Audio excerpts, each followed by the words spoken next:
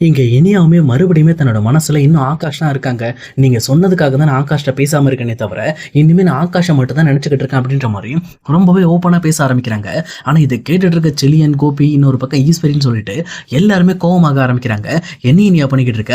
என்ன நீ மறுபடியும் அவன போய் நெனச்சிட்டு இருக்க? உன் லைஃப்ல ஒரு நல்ல குடும்பத்துக்கு மருமகளா போற உனக்கு வாய்ப்பு கிடைச்சிருக்கு. ஆனா அத நீ வந்து ஒதுக்கி தள்ளிட்டு மறுபடியும் முட்டாள்தனமா ஒரு ஐடியா பண்ணிக்கிட்டு இருக்க" அப்படின்ற மாரி ரொம்பவே கோவப்பட ஆரம்பிக்கிறாங்க. ஆனா இனியாவுமே, "இங்க பாருங்க, நான் வந்து முதல்ல இங்க ஆகாஷ தான் விரும்பிக்கிட்டு இருந்தேன். நீங்க சொன்னதுக்காக எல்லாத்தையுமே நான் மாத்திக்கிட்டேன். இப்ப கூட பாருங்க, நீங்க பொண்ணு பார்க்க வராங்கன்னு தான் சொன்னீங்க. ஆனா அவங்க என்னன்னா, உடனே பொண்ணு பார்த்துட்டு உடனே கல்யாணம் பண்ணிடலாம்னு சொல்லி பேசிக்கிட்டு இருக்காங்க. இதுக்கு நான் எப்படி ஒத்துக்க முடியும்? அத விட முக்கியமா, நான் இப்ப நித்தீஷ இன்னுமே நான் விரும்பலையே. நான் அவர்கிட்ட பேசி அவர பத்தி நான் புரிஞ்சுக்கவே செய்யல. எப்படி என்னால இதுக்கு நான் ஒத்துக்க முடியும்?" அப்படின்ற மாரி இங்க இனியா பயங்கர குழப்பத்தோட இருக்காங்க. அதே நேரம் இங்க வீட்ல இருக்க எல்லாருமே, "இங்க பாரு, இந்த கல்யாணம் கண்டிப்பா நடந்தே தீரணும். அப்படி நடக்கல அப்படின்னா நான் என்ன பண்ணுவேன்னு எனக்கே தெரியாது" அப்படின்னு சொல்லி ஆளாளுக்கு மிரட்ட ஆரம்பிக்கிறாங்க. இத விட முக்கியமா எப்பவும் போல ஈஸ்வரியுமே, "இங்க அந்த கல்யாணம் நடக்கலாம் தான் செத்தே போயிருவேன்" அப்படின்ற மாரி பழைய டயலாக இப்பவும் அதே மாரி போட்டு தள்ளிக்கிட்டு இருக்காங்க. இன்னொரு சைடு இங்க பாக்கியாவுமே ரெஸ்டாரண்ட் போய் இந்த பக்கம் இனியா பேசினது, அது மட்டும் இல்லாம இங்க சுதாகர் வீட்ல நடந்த விஷயங்கள் எல்லாத்தையுமே யோசிச்சு பார்த்துட்டு ரொம்பவே குழப்பத்தோட உட்கார்ந்துட்டு இருக்காங்க. அப்ப அங்க வந்து செல்வியுமே இங்க பாக்கியா கிட்ட, "என்னாச்சு பாக்கியாக்கா? என்ன பிரச்சனை உனக்கு?" அப்படின்ற மாரி கேக்குறாங்க. அப்ப பாக்கியாவும் தனக்கு நடந்த பிரச்சனைகள பத்தி இங்க செல்வி கிட்ட எடுத்து சொல்றாங்க. அப்ப செல்வியுமே, "இங்க பாருக்கா, நீ சொல்றதெல்லாம் சரிதான். இனியா பாப்பாக்கு அந்த கல்யாணத்துல விருப்பம் இருந்துச்சுன்னா கண்டிப்பா பண்ணி வச்சிருங்க. ஏன்னா அவர் எவ்வளவு பெரிய பணக்காரரா வேணா இருக்கட்டு. ஆனா அவர் இந்த பக்கம் வந்து இனியா பாப்பாவோட அவங்களோட உண்மையான மனசையும், இன்னொரு பக்கம் இனியா பாப்பாவை பத்தியும் புரிஞ்சிருப்பாங்க. அதனால தான் அவங்க பிடிச்சு போய் கல்யாணம் பண்ண வந்திருக்காங்க. அது மட்டும் இல்லாம நீ உன் மனசுல நம்ம ரெஸ்டாரண்ட்ட வாங்குறதுக்காக தான் அவங்க இப்படிலாம் பண்றாங்கன்னு சொல்லி நினைச்சுக்கிட்டு இருக்க. ஆனா அதுக்கு வாய்ப்பு இல்லக்கா. என்ன யோசிச்சு பாரேன். அவங்க தான் எவ்வளவு பெரிய பணக்காரங்க நீ தானே சொல்ற.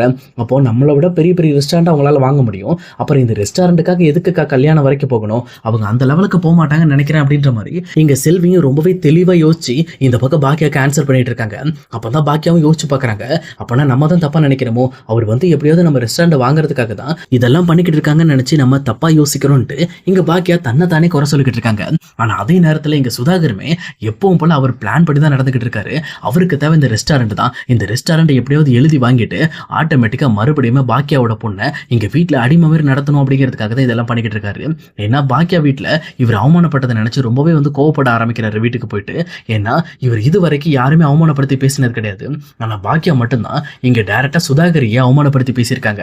அது மட்டும் இல்லாம அவர்லாம் ஒரு ஆளே இல்லை அப்படின்ற மாதிரியும் அவங்கள ரொம்பவே வந்து கஷ்டப்படுத்தியிருக்காங்க. இதை புரிஞ்சுக்கிட்ட சுதாகர் தான் இப்படிப்பட்ட ஒரு நிலைமைக்கு பாக்கியாவை கொண்டு வந்து அவங்கள டார்ச்சர் பண்ணும் அப்படிங்கிறதுக்காக தான் இதெல்லாம் பண்ணிக்கிட்டு இருக்காங்க. அதுக்கேற்ற மாதிரி சுதாகருமே இங்க பாக்கியாக்கு கால் பண்றாங்க. கால் பண்ணி, "என்ன பாக்கியா மேடம், நீங்க ரொம்ப யோசிச்சுட்டு இருந்தீங்க பொண்ணு பக்கம் வந்தப்போ, உங்களோட முடிவை சேஞ்ச் பண்ணிக்கிட்டீங்களா? இப்போ எப்படி? என் பையனுக்கும் உங்க பொண்ணுக்கும் கல்யாணம் பண்ணி வைக்க உங்களுக்கு விருப்பம் இருக்குல்ல" அப்படின்ற மாதிரி ரொம்பவே நல்லவங்க மாதிரி பேச ஆரம்பிக்கிறாங்க. ஆனா இதை கேட்டுட்டு இருக்க பாக்கியாவுமே ரொம்பவே யோசனையிலே இருக்காங்க.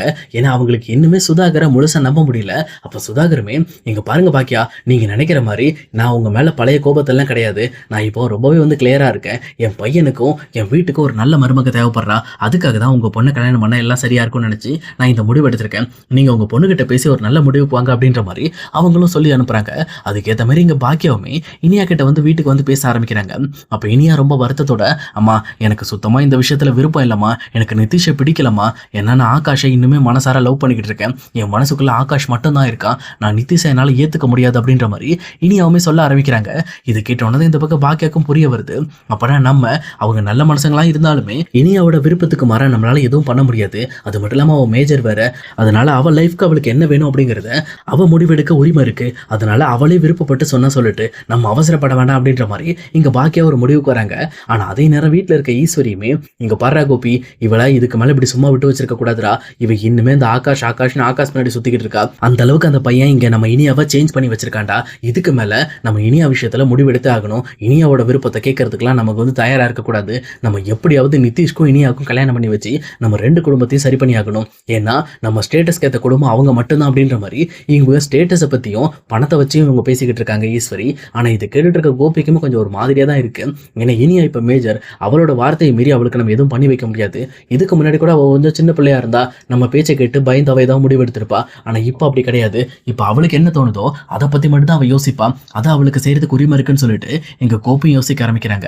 அதுக்கேற்ற மாதிரி தான் இங்க இனியாவுமே எழில் கிட்ட போயிட்டு, "அண்ணா, நான் உங்ககிட்ட ஒரு விஷயம் கேட்கிறேன்னா ப்ளீஸ்ண்ணா, எனக்காக நான் இப்போ ஆகாஷை பார்க்கணும்னு நினைக்கிறேன்னா.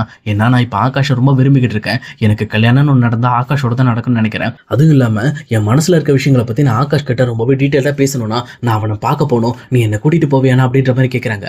அப்போ எழிலுமே சரிம்மா போகலாம், ஒன்றும் பிரச்சனை இல்லை, ஆனால் நீ என்ன முடிவு எடுத்தாலும் அதுக்கு பின்னாடி நான் இருப்பேன், ஆனால் நீ யோசிச்சு நல்ல முடிவாக எடுக்கணுமா, எல்லாம் உன் லைஃப்ல இப்போதான் முக்கியமான தருணம், ஏன்னா நீ எடுக்கிற முடிவுகளோட விளைவுகளை நீ தான் சந்திக்கணும் அப்படின்ற மாதிரி எங்க எழிலுமே வந்து ரொம்பவே ஓப்பனாக பேச ஆரம்பிக்கிறாங்க. அதுக்கப்புறம் இங்கே இனியாவுமே எழில கூட்டிட்டு டைரெக்டாக ஆகாஷை பார்க்கறதுக்காக ஆகாஷ் வீட்டுக்கும் போகிறாங்க. அங்கே போனதுக்கப்புறம் தான் தெரியுது, சொல்லப்போனால் ஆகாஷ் ஃபஸ்ட்டு செம்மை கிளியர் பண்ணிட்டு இப்போ கரெக்டாக ஐஏஎஸ்க்காக 2வது செம்முக்காக படிச்சுக்கிட்டு இருக்காரு. இதை பார்த்துட்டு இருக்க இனியாவுக்கு ரொம்பவே சந்தோஷமா இருக்கு. ஏன்னா ஆகாஷ் சொன்னபடி இங்கே கலெக்டர் ஆகிறதுக்கான வேலைகளை ரொம்பவே வந்து நுட்பமாக செஞ்சுக்கிட்டு இருக்காரு. இதை கவனிச்சுட்டு என்ன ஆகாஷ் எப்படி இருக்க, நல்லா இருக்கே அப்படின்ற மாதிரி இனியா விசாரிக்க ஆரம்பிக்கிறாங்க. இங்கே இனியாவை பார்த்த ஆகாஷ்க்கு செம்ம ஹாப்பி. சொல்லப்போனால் இனியா ரொம்ப நாள் கழிச்சு வந்திருக்கா அப்படின்னு சொல்லி ரொம்பவே சந்தோஷப்பட ஆரம்பிக்கிறாங்க. அப்போ கரெக்டாக ஆகாஷ்மே பரவாயில்ல இனியா, நீ ரொம்ப பெரிய ஆளாக வளர்ந்துட்ட, அதுவும் இல்லாமல் நீ ஒரு சேனலில் வேலை பார்க்குறதா நான் கேள்விப்பட்டேன், அம்மா சொல்லிட்டு இருந்தாங்க, இப்போ உனக்கு வேலையெல்லாம் பரவாயில்லையா அப்படின்ற மாதிரி ரொம்பவே தன்மையாக விசாரிக்க ஆரம்பிக்கிறாரு. இந்த மாதிரி இங்கே இனியாவும் ஆகாஷும் பேசிட்டு இருக்க விஷயத்தை கவனிச்சிட்டு இருக்க எழிலுக்குமே இவங்க 2 பேரும் தான் கரெக்டான பேராக இருப்பாங்க. ஏன்னா இவங்க 2 பேரும் இன்னுமே மனசளவில் ஒன்றா தான் இருக்காங்க. 2 பேரும் பிரிஞ்சிருந்தாலும் அவங்க மனசுக்குள்ளே இன்னுமே கலந்து தான் இருக்காங்க அப்படிங்கிறத எழில் தெளிவாக புரிஞ்சுக்கிறாரு. அதுக்கப்புறம் இனியாவுமே அது ஒன்றும் இல்லை ஆகாஷ், நான் வந்து என் மனசில் இருக்க விஷயத்த உங்ககிட்ட பேசலான்னு வந்தேன், நீ வந்து இன்னுமே என்ன விரும்புறதுனே அப்படின்ற மாதிரி கேட்குறாங்க. அப்போ ஆகாஷுமே இங்கே எழில பார்க்குறாங்க. அப்போ எழிலுமே இங்கே பாரு ஆகாஷ், உன் மனசில் என்ன இருக்கோ அதை நீ ஓப்பனாக பேசு, இனியாவும் மேஜர் நீயும் மேஜர், உங்கள் லைஃப்பில் எது முக்கியமோ அதை நீங்கள் தான் முடிவெடுக்கணும் அப்படின்ற மாதிரி இங்கே எழில் கொஞ்சம் ஆதரவாக பேச ஆரம்பிக்கிறாரு.